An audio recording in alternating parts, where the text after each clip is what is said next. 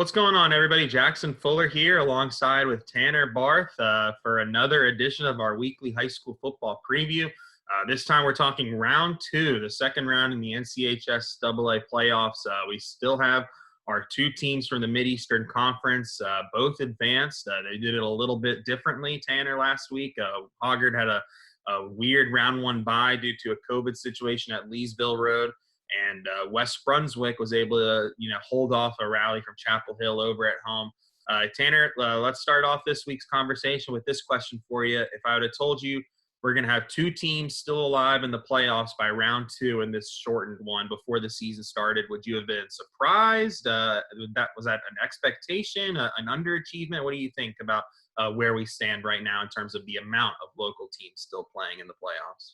Yeah, I don't think I would have been surprised, Jackson, but it would have been something I would have been like, okay, there was just so much unknowns coming into this type of spring season. So I wouldn't have been surprised because we have historically had good football teams that have made runs in the playoffs here across the Cape Fear. But, if you would ask me who, I probably wouldn't have been able to name who because, we didn't really know. Obviously, there was a lot of graduations. We didn't know, what teams were even going to look like. Were they going to have a season? So, I've been impressed by both of our teams that have made a deep run here, and both of them look like they have an opportunity to win this week and have to play good because this is, in years past, would be a third-round game instead of, a second-round game with the chance to go to the semifinals. So it's going to be an interesting one on Friday night for both West Brunswick and Hoggard. Yeah, this should be the Thanksgiving Friday of Yep. the football season. Typically, and it's the middle of April. Yeah, exactly. It's a lot of times I think we do have two teams from the MEC playing on Thanksgiving Friday, especially since New Hanover dropped down to the 3A classification, and we've had Hoggard and New Hanover both playing on a Thanksgiving Friday in years past.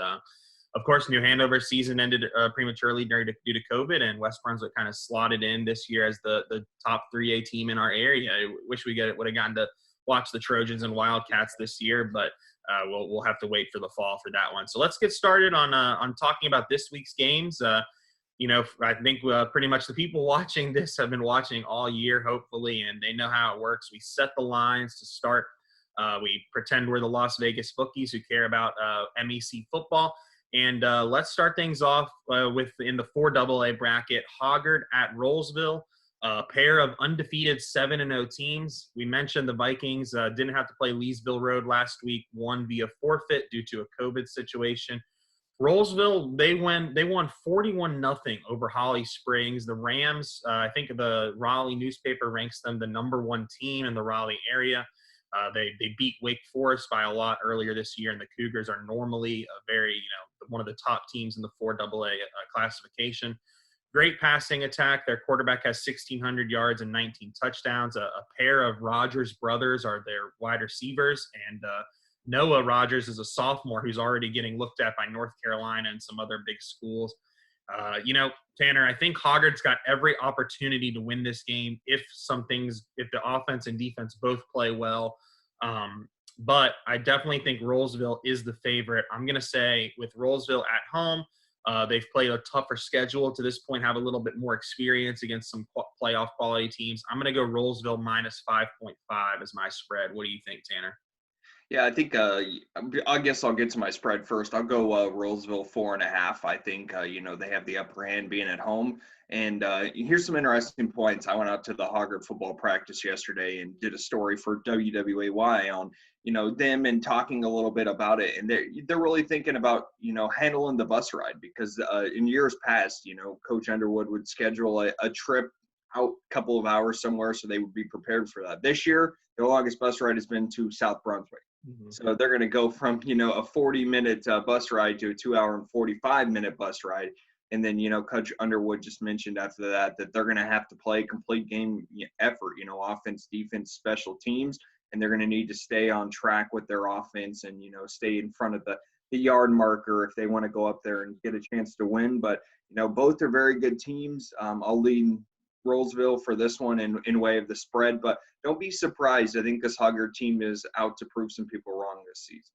Yeah, and one thing that I think the Hoggard has an opportunity here, especially on the defensive side of the football. I mean, the Mid-Eastern Conference hasn't been, it's been pretty good, I think, this year in terms of how compared to years past in the MEC, but still not one of the elite conferences across the state just yet. I think it has an opportunity to get there with the way that the teams are kind of progressing in our area, especially with the coaching staffs around here. But the defense has an opportunity to play against an elite offense and make a statement that, hey, we really are one of the best defenses in the entire state.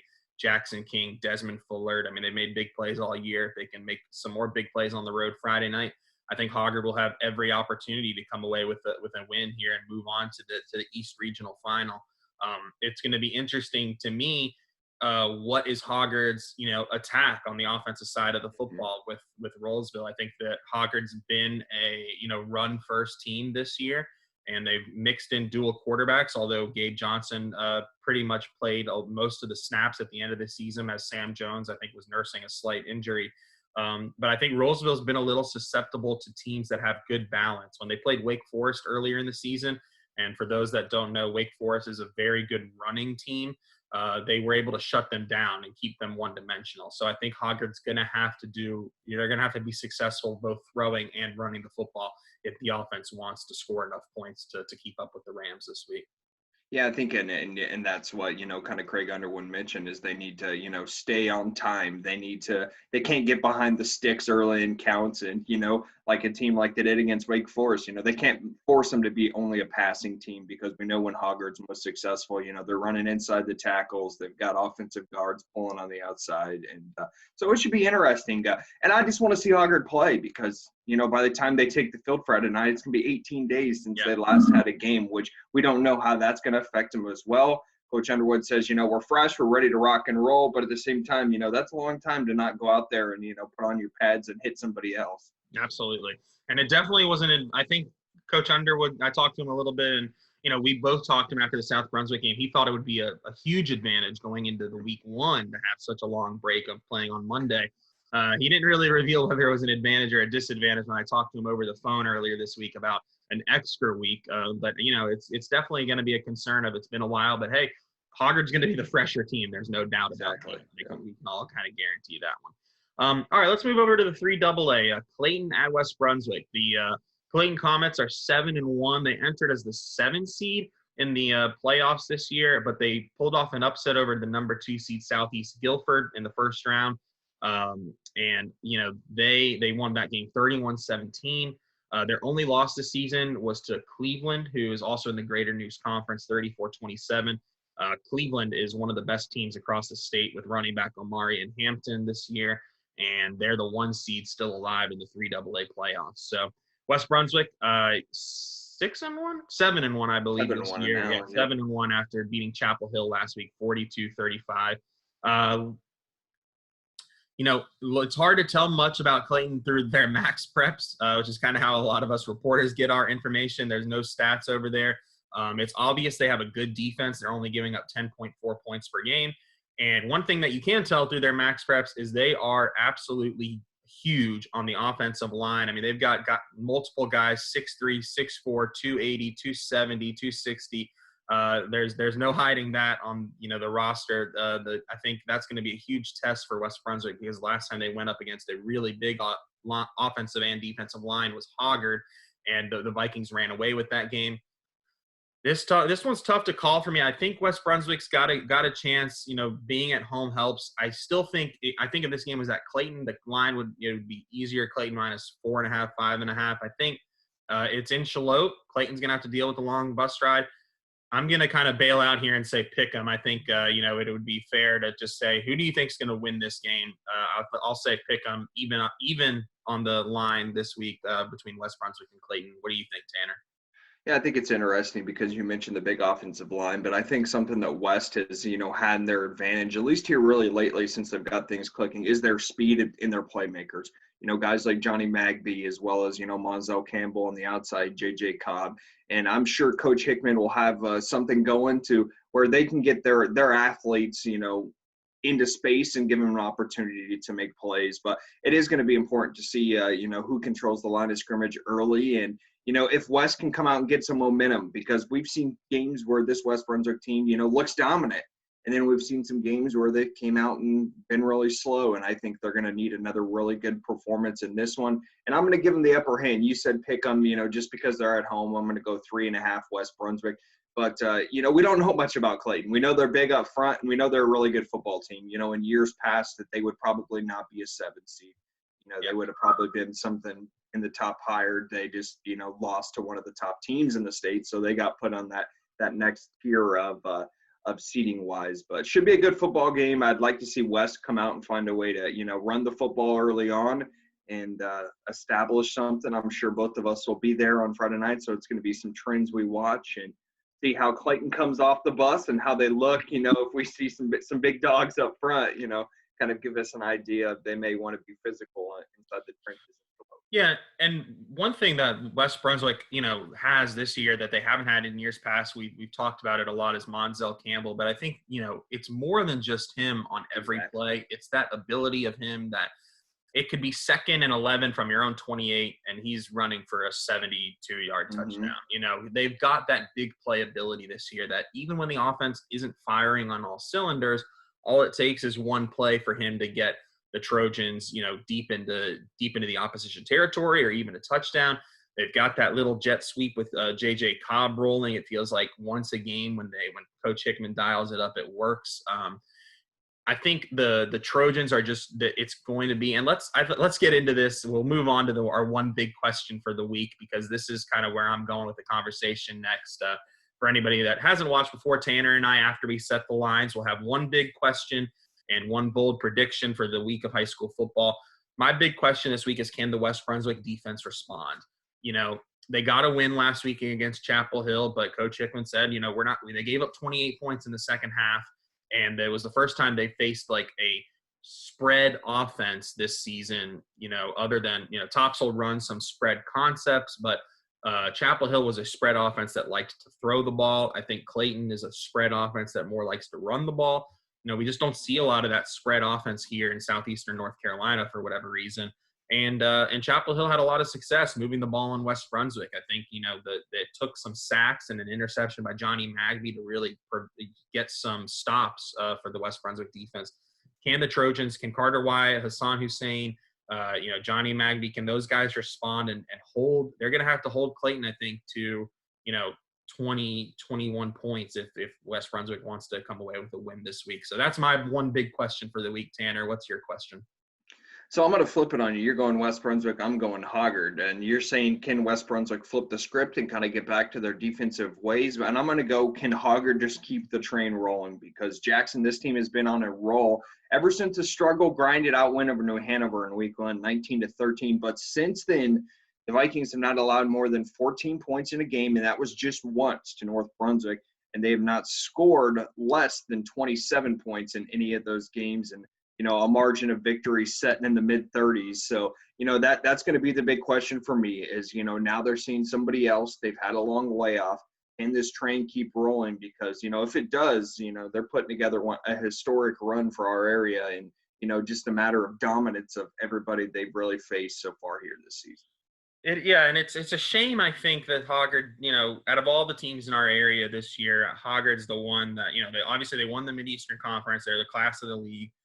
It would have been really great to see them play some non-conference games. And I know Coach Underwood likes to schedule some really tough ones. I mean, I believe Scotland might have been supposed to be on the schedule this year. In years past, I think maybe even Pinecrest too, who they played in the playoffs a couple of years ago. Years past, they've played Holly Springs before in the non-conference. They've gone down to South Carolina, played Carolina Forest, a really good team down there.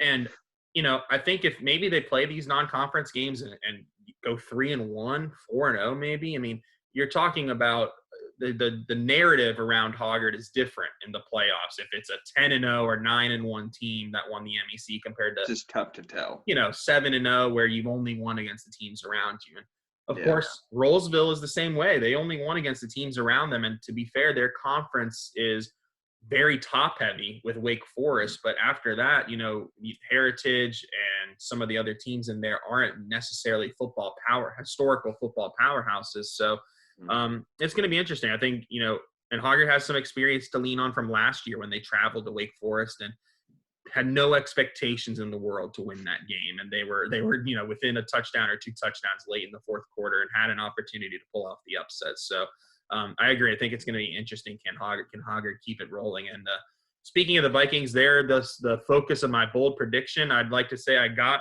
my bold prediction right last week that both teams would be moving on. It didn't take much effort on the Hoggard side of things. They were able to kind of stroll into the second round with a forfeit win. But my bold prediction this week is I think Hoggard is going to if Hoggard is close, if the game is close, and that's a little caveat, I think Hoggard's going to have thrown for 3 touchdowns against Rollsville. I just think it's that important that they have balance this week and can throw the football, because if they can, I think that's going to set up their first down, second down run game. And I think somehow between Gay Johnson and Sam Jones, 3 passing touchdowns, it'll be, and that's a very bold prediction because they've mainly run the ball in this year. They don't really have that many passing touchdowns, but I think this week, the playoffs, we might be in store for something strange. What's your bold prediction, Tanner? So my bold prediction, the first one is I guarantee you the crowd's going to be ruckus down in Shallow. I guess that's not a bold prediction, but that's just a fun prediction. And then, on the other side of things, I think this West Brunswick offense is going to put up at least 27 points. I don't know if it's going to be in a win or a loss because, we saw in a game like, last week where they put up 42 and, had to hold on for their lives down the stretch to pull that one out. But I'm going to say they'll at least be in that 27 to 28 point range. And I say take the over in the points total if you're betting on our MEC Vegas total book here. Awesome, guys. Well, everybody, I appreciate you guys so much for watching. If we have any team, either West Brunswick or Hoggard win, we'll have one more video for you guys next week, and we'll have another one the following week if we've got anybody in the state championship, and that would be very exciting for our area after the crazy year of high school sports it's been.